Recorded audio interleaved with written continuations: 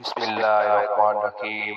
دوستوں، امید ہے آپ سب خیریت سے ہوں گے۔ سب سے پہلے میری گزارش ہے، نئے آنے والے چینل کو سبسکرائب کریں، ویڈیو کو لائک کریں اور شیئر کریں۔ میں آپ کو ایک کہانی سناؤں گا، قطب الدین ایبک اور کسان۔ قطب الدین ایبک شکار پر نکلا، راستے میں ایک کسان کو ہل چلاتے ہوئے دیکھا تو پوچھا، دن میں کتنا کما لیتے ہو؟ کسان بولا، 4 روپے۔ قطب الدین ایبک نے پوچھا، کیسے خرچ کرتے ہو؟ کسان، 1 روپیہ خود پہ، 1 قرض دیتا ہوں، 1 قرض اتارتا ہوں اور 1 کنویں میں پھینک دیتا ہوں۔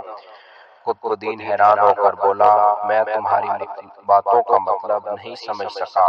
کسان نے کہا، 1 روپیہ میں خود پر اور اپنی بیوی پر خرچ کرتا ہوں، 1 روپیہ اپنی اولاد پر، تاکہ کل جب بوڑھا ہو جاؤں گا تو میری خدمت کرے، 1 روپیہ میں اپنے بوڑھے ماں باپ پر جنہوں نے مجھ پہ خرچ کیا تھا، اور 1 روپیہ خیرات کرتا ہوں جس کا اجر میں اس دنیا میں چاہتا ہوں۔ اللہ حافظ دوستوں، امید ہے آپ کو یہ سٹوری پسند آئی ہوگی۔ چینل کو سبسکرائب کریں، ویڈیو کو لائک کریں اور شیئر کریں۔